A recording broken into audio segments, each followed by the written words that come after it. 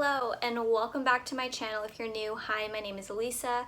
I film motivational content and lifestyle vlogs. So if you're into that kind of stuff, make sure you give this video a thumbs up and also hit that subscribe button right down below. So if you've been keeping up with this channel or my social media, then you know that I've been recently working on this new series called Chats with Allysa, where I basically sit down and I have a one-on-one conversation with you guys as if we're having coffee or sharing a glass of wine, and I just talk about a variety of different topics that I find interesting or fascinating or something that I think I can, give you something positive.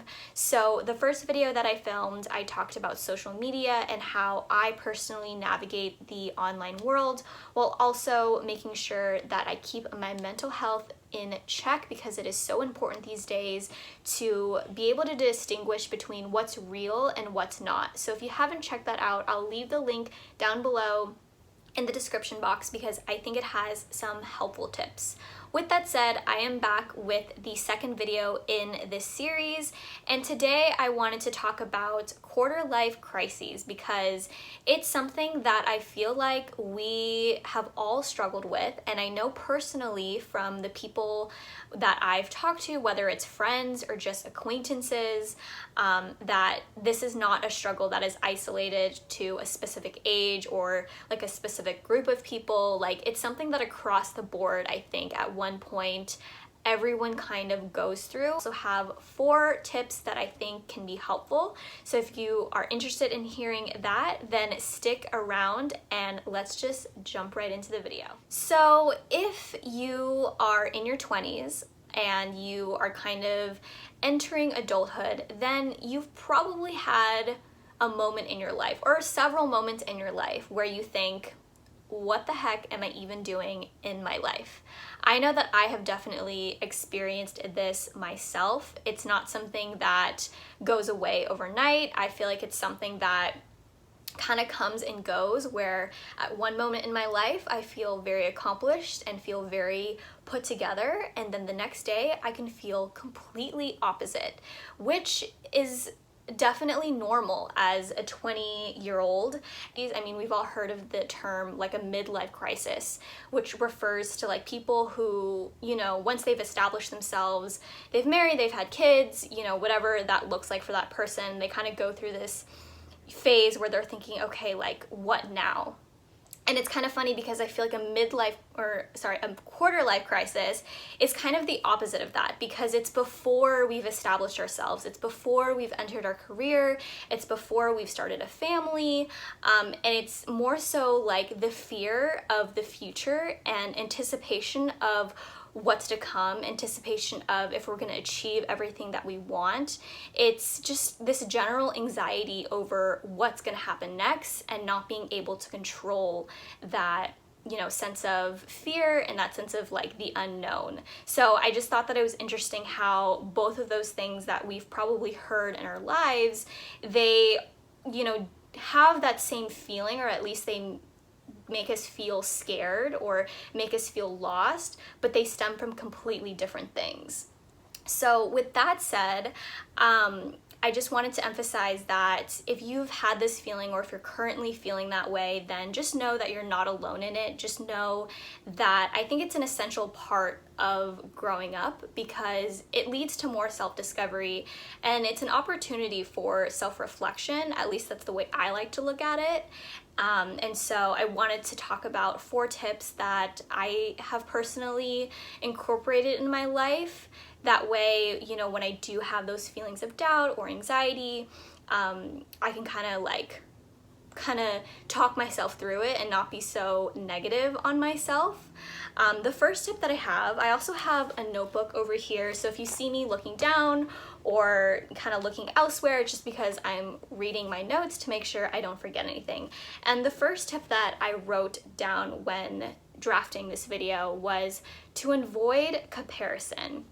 I kind of talked about this in my last video about social media, but I think this is especially relevant when we are talking about kind of like quarter life crises or a midlife crisis, is to avoid looking online and comparing yourself to someone. So I feel like a lot of the times we can go down this rabbit hole of comparing our journey to someone else's, even though we have no idea the backstory, we don't know what that person has gone through, yet we'll compare like the middle of our story to the end of their journey and then feel horrible about ourselves that we haven't achieved as much. I know that this is something that I've personally dealt with. I feel like sometimes when I'm scrolling, not just on Instagram, but like on LinkedIn, if you have a LinkedIn or if you've ever like scrolled through it, it can kind of make you feel worse about yourself if you're not in the right headspace, because all you see is like accomplishment after accomplishment, and you see like all of these people reaching these amazing milestones, and if you're in a space where you don't feel the most confident, it can be really crushing to compare where you're at to these really, big accomplishments that people have done in their lives. I know that I've definitely been there, but I think it's really, really important to, number one, I think if you are feeling down or if you're having a really hard day, is to just not go on social media, to not go on LinkedIn, because even if that's not your intention, I think our human mind and just human nature, like, it's just natural for us to compare. It's natural for us to see a picture and just assume that it's their reality 100% of the time, even though it's very far from reality. It's just like a very small sliver of what their actual life is. So I think that is my first step in general, is to just avoid comparison altogether, and to can spark up those really negative feelings, because you gotta like just focus on you. You gotta focus on your lane and where you're going, because again, keep in mind that we all have different goals, we all have different aspirations, and we all come from different starting points. So it's not fair to yourself or to that other person that you're comparing yourself to look at them and assume that you're gonna be at that same place, or that you should be further along in your journey if you've had certain setbacks. And I think the sooner we can embrace where we're at without feeling inadequate because of how someone else's journey looks or how we perceive it to be, then we'll just be happier in general. And that doesn't mean that we won't have hard days or that it won't be discouraging sometimes, but you'll really see a shift in your energy if you just stop focusing on other people and just focus on yourselves. As cheesy as that sounds, it is so true, and I definitely think it's something that over time, if we become better at that, it can get a little bit easier. The next thing that I wanted to talk about is to remind yourself of the things that you once wanted that are now part of reality. Whenever I see this quote online, because there's always like some type of variation of this phrase, it always blows my mind to think about the things that I once dreamed of like a year ago or 5 years ago, and it's such a humbling exercise to do every once in a while. In fact, if you're like into journaling, or you like to write down your thoughts, this could be something that you do as like a monthly thing, because it really does open your eyes and gives you perspective on life. For example, I'll just kind of share like a personal little part of my experience with this. So a year ago, I remember the one thing that I wanted more like ever in life is to have my own apartment in a beautiful city and to be able to decorate it exactly the way I want it. Now, fast forward a year from that time, I am pretty much living that reality. I live in San Diego in La Jolla, which is a really, really beautiful city right next to the beach, and I have my own apartment with my boyfriend. Granted, we do have roommates, but it is definitely a step up from where we were living a year from now. And to think that this is now my reality is just really mind-blowing to think about. And it's not about bragging or about, trying to live up to a certain lifestyle. That's not the point of why I'm sharing this. I'm just sharing this for the sake of showing you that there are things that you once imagined And now that you have them, I feel like sometimes it's really easy to take that for granted and to want the next big thing. So for you, it may not be an apartment, it may be a car, or it may be being able to graduate college, or being able to pay off a debt. Like, it can be so many different things, big or small. The point of this exercise is to remind yourself of the things that you've actually accomplished and that you've actually made a reality in your life, because I think it's really easy to forget because we live in such a fast-paced society where we're on to the next thing and on to the next accomplishment, that we don't stop and take the time to actually appreciate the things that we've, you know, made happen. And it's pretty cool to think about. So if you're feeling down, then I really recommend doing that exercise and making a list of the things that you've once wanted and are now a part of your reality.